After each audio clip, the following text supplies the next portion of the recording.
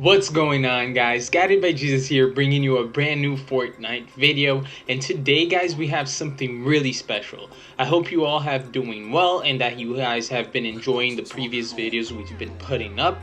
And guys, I don't want to spoil it too much, but in this game we actually beat our personal record of amount of kills in a single match. So like I said, I don't want to really spoil it. Make sure you guys watch it until the end so you don't miss it. But we actually end up being so clutch in this game, and I did beat my personal best in amount of kills. So if you guys have been following up with the previous videos, you guys know what my personal best until this moment had been. And so you guys know that I'm gonna pull a lot of kills if I'm beating that personal best.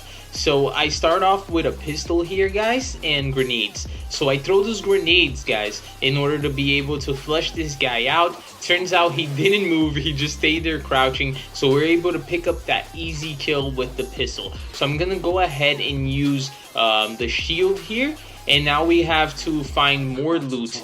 My teammate starts calling out across the street here in just a second when we started moving towards the gas station, because sometimes there's weapons there. So I'm gonna stop what I'm doing and run there as fast as I can to try to keep him from getting eliminated. Unfortunately, the opponent goes for the elimination, which man, it's so unfortunate because now we're down a player. So I do see this person here on the street. I'm trying to get some shots in with the pistol, and they're gonna build just in time. They were one hit here, and they were able to build just in time. I spot that guy on the roof. First thing you guys want to do, every time you're in a disadvantageous situation, build for cover. Sometimes even when you have the advantage, it's good to build, guys, because you never know what might go wrong. So because I only have 3 bullets here on the chamber, guys, I'm gonna go ahead and push across here to try to go and get the loot from the gas station. I know no one's been there so far, so I get in here. I'm trying to be as safe as possible, making sure I have an eye across. I only find shotgun ammo. One thing a lot of people don't realize is that there's often loot on top of the gas station. So I build my way up and I'm able to find a revolver there, but most importantly also ammo for my pistol. So I go ahead and I'm gonna reload the ammo for my pistol here, and I'm gonna check this house right here just to make sure that the team that was here and that looted this house didn't forget anything here. I could use a different weapon, guys. So far all I have is the pistol and the revolver. So I stopped there for a second just to see if I could listen to any steps, to see if there's still anyone inside the house. I don't hear anything, so I do manage to find a pump, guys, inside the garage. So now I see these 2 guys pushing towards my teammates, so I'm gonna make my move to get a different angle on them. I'm able to hit one with the revolver for 135, which is huge, guys. That allows me to go ahead and knock him, hit the other guy for 135 as well. So now he starts building just in time, but my teammates are making their way towards him and are able to knock him out. The third and final guy is here. I try hitting him with the revolver. Unfortunately, I ran out of ammo, so I switched to the pistol, get a couple of shots on him, and now I'm gonna push him with the pump. And guys, you saw how I did that jump shot? That is huge, guys. He just wasn't ready. He had concerns from both sides, but in case he even wanted to shoot me, that little jump right there throws off their aim assist, and it also makes it a lot harder for them to get headshots on me, because normally players don't expect you to jump. So at the most, he'd be hitting like my feet or my lower body, which wouldn't deal as much damage as a headshot would. So now we're just quickly gonna loot here. And guys, I apologize for not having the game audio. Unfortunately, in this game, guys, I did have the game audio, but I also had the audio from the voices of the other players that were with me. And I do want to bring you guys a game where we're all communicating, but unfortunately some of the players I was playing with right here, they have a lot of background noise, or you know, they make a lot of noise on their mics, and I didn't want to, bring that to you guys. I want to bring something solid, something clean for you guys. So that's why I removed the game audio. I'm adding some music just to not have things be too boring, and I'm commentating over it to try to share some tips with you guys. So we're making our way over to the circle here, and there's this team that just left the circle. It actually seems like 2 teams here. We're able to knock out like 2 or 3 of them, guys, and I see that there's more people down there. They're trying to shoot at my teammates, so they weren't moving here, which is a bad idea. You guys always want to be on the move unless you have cover and unless for sure you know no one else is going to be shooting you. So here I did the double shotgun, guys. As you guys can see, I hit him with the first shot. It was a pump, and then because the pump has such a cooldown of when a fire rate of when you can shoot again, I switched over to the tactical shotgun. I spot these guys over at the lake right here, so immediately I build. I want to build myself some cover. I know that they have the numbers, so if I didn't have any cover and I started shooting, if like 2 of them turn and start shooting me, that could be deadly. So I immediately build. I start getting shot from the back here. What do? Again, immediately build. Making sure that I'm not, exposed from the lake side as well. Because what good is it for me to cover my side from this guy that's over here on the grass and then leave myself exposed from the guys at the lake? Not good at all. So before I engage either or, I make sure I'm fully, behind cover. So this is where decision making comes, guys. We see that we're right by the edge of the storm, and we only have 1 minute to get into the storm. So we communicate and we're saying, let's forget about these guys on the lake here. We have to go way too far for the new circle. So let's just go ahead and forget about them and go towards the circle. And so one of my teammates has a jump pad. Another advice I have to you guys is every time one of you get a jump pad, call it out, mention it to your teammates. Even if it's at a moment where you don't consider using the jump pad, it's crucial for everyone to know that, a certain player has the jump pad. Why? Because oftentimes, guys, you end up forgetting that you even had a jump pad.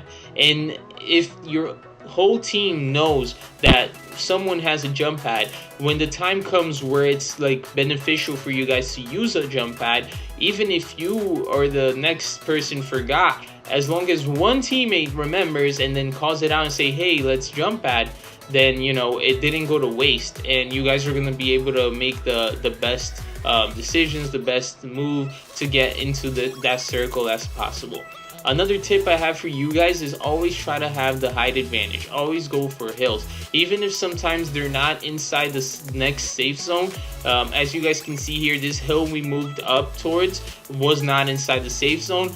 But it would give us a good height advantage, and since we're not too close to the edge of the storm, we knew we had the time to go up on this hill right here. So look, we have the complete advantage over those guys down there. I was able to knock 2 of them, and so now I'm gonna go down the hill and push, because I know that that 3rd or 4th guy, they're most likely gonna be worried now about reviving. They're not gonna be trying to shoot someone on top of a hill.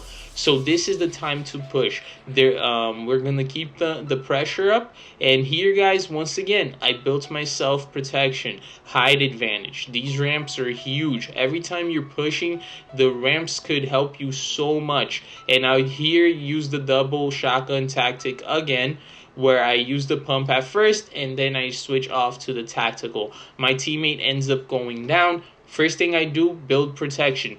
It might take you 1 second to build cover, but then it's going to provide you protection for 10 seconds that you're going to be there reviving your teammates. So that's really important as well. And now, essentially, you both have a place where you guys can just go ahead and heal. So building cover before you revive teammates is huge. The only time I would not recommend to build cover is if the storm is already moving and it's about to get you. You're not going to have time. And you know for a fact that you've eliminated everyone around you, and there is absolutely no way you can get shot from any angle. So now we've made it to the last 11. There are only 8 players besides us, guys. We're already at 11 kills here. So I'm going to go ahead and try to build myself a 1x1 on top of this little hill. The more height advantage I could get, the better. So as I'm building here, guys, I start getting shot at. You guys are gonna see I'm gonna start getting shot at in just a second. My teammate calls out, asks me to give him some bandages. It's huge for you guys to have communication and share things with each other, whether it's ammo, whether it's, you know, bandages, med kits, etc. I end up getting sniped there by one of those guys. So that's something, guys, that tells me, what does it tell me? It tells me these guys are not noobs. They know what they're doing, you know. The fact that I was somewhat head glitching there and one of them was able to hit me with a sniper shot, like, I have to be a little careful with how I proceed here. I can't just expect these guys to be, you know, noobs and think that I'm just gonna be able to outgun them. So I go for an approach here that's gonna be safe. All three of us, me and my two teammates, are very weak, so we end up trying to retreat a little bit. And with that, we were also able to spot where the other team was, which is behind me at this moment. So I'm just taking the time here to let the heat wear off. I'm gonna go ahead here and destroy these things here so I can build myself up.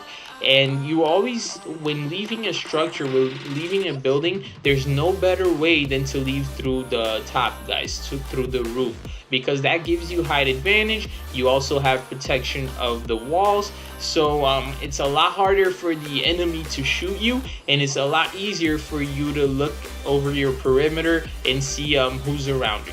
So now that, you know, I saw that no shots were being fired anymore, I go ahead and I remove the roof, and I see that now I'm starting to get shot from the northwest. So I know that even though I have guys right here to my east, my main concern is these guys to the northwest here. So I'm gonna look over there and I'm gonna try to take them down. So here we are. One guy gets knocked. I'm trying to shoot the other guy. I see that they're not so well positioned now to kill me, so I make a decision to push east. I'm gonna go ahead and try to get these guys by surprise. So I build up onto them, and now I take out my shotgun. Because I only see one guy, I think it's better to just kill him with the assault rifle instead of jumping in there, you know, and maybe getting surprised by his teammates. So I jump in there, I don't see anyone else, I eliminate him, but now there is someone pushing at me. I'm able to eliminate, to knock him down. A third guy, guys, I knock him down as well. And a fourth trying to revive. What a team wipeout, guys. Wow. Absolutely going in clutch there. All my teammates have died at this point, and now I'm by myself. Only 2 more players left. Wow, guys, we took 4 guys out in a matter of like 5 seconds. That was just epic. So out of the 2 guys left besides me, I spot one right there. So I need to move here because I'm not in the circle. I build myself cover to not get shot by that one guy, and look at the height advantage. He has no clue of where I am. I could just head glitch here and I easily took him out, guys. So now there's only 1 guy left. It's a 1v1. I'm looking at where I have to move here for the next safe zone. This guy could be anywhere. So there's a huge tip, guys. The guy that I just killed right there, he got eliminated. He didn't get knocked out. So that means that he was by himself. He didn't have a teammate. So the chances are that the other guy isn't at the same position as where he was. Because if he was, they would be fighting each other. Unless this guy is like a bush camper of some sort. But chances are that the guy is not on that same area. But the reason why I'm going to continue looking towards the northeast side here is because that's the side where, in this current safe zone, that's the side with more room, with more area, more ground to cover. So the chances of someone pushing me from that side is much greater than the chances of me getting pushed from this back side right here. Nonetheless, I have to keep looking though, because this guy could be anywhere. Like I said, he wasn't in that other guy's team, so he could be anywhere. He could be bush camping, etc. But since my backside is next to the storm, I'm a little less concerned with that side.